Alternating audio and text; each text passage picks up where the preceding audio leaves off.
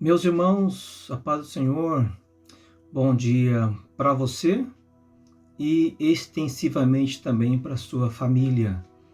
Meu desejo é que não somente este domingo, mas esta semana seja um tempo de qualidade na sua vida e naqueles que são importantes para você.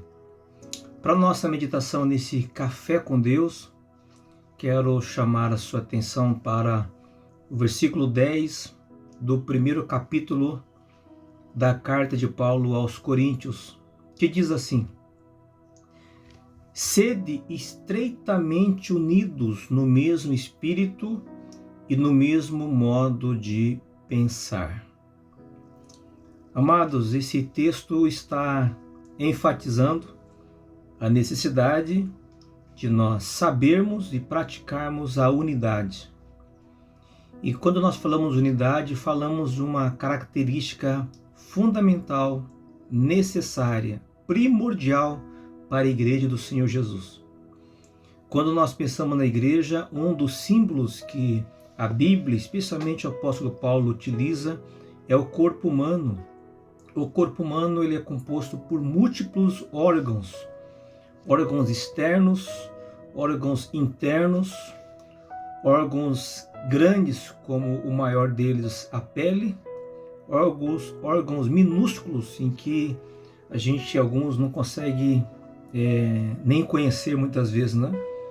E tudo isso funciona em tese harmoniosamente, né? Até que uma doença se instale no organismo e aí essa disfunção traz muitas consequências. Mas um corpo saudável, ele demonstra que os seus órgãos estão trabalhando de forma correta. Nenhum órgão deve sobrepor outro, nenhum é mais importante que outro.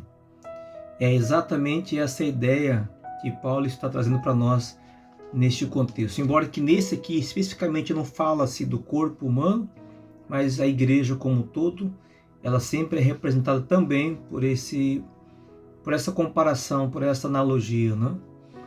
E Paulo diz assim: sede estreitamente unidos.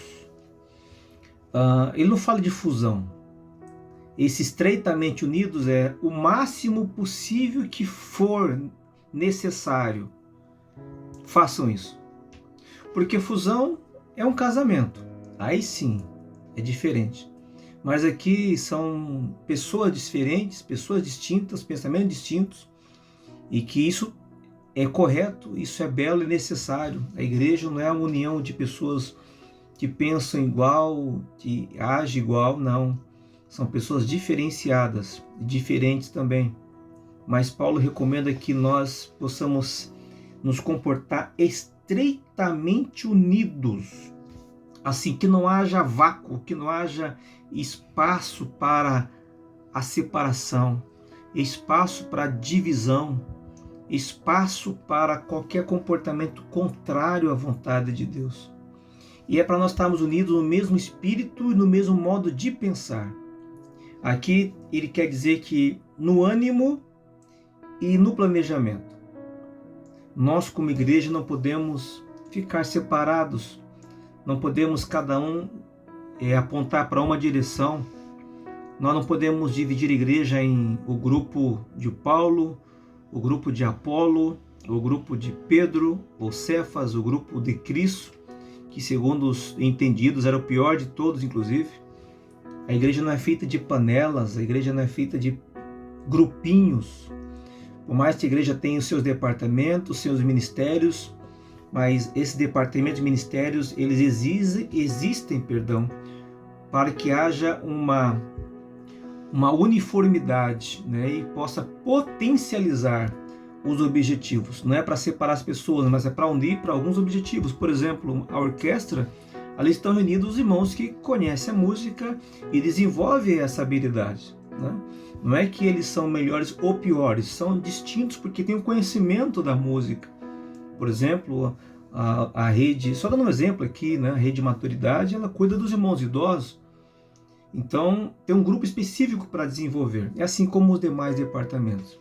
Mas como igreja, nós não podemos pensar separado. Inclusive os departamentos, um deve contribuir com o outro. Não tem um departamento melhor do que o outro.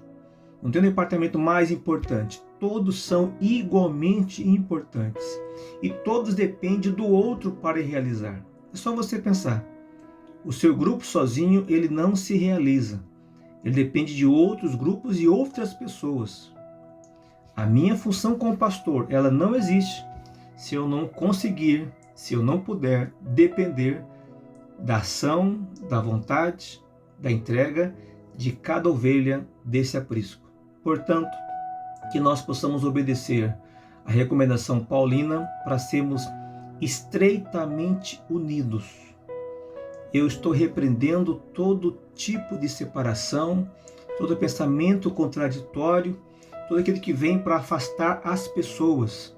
Igreja é para nós mantermos unidos dentro do aprisco do Senhor, até que Ele volte para nos buscar. E lá viveremos unidos com o Senhor para todo sempre. Deus abençoe você, sua família.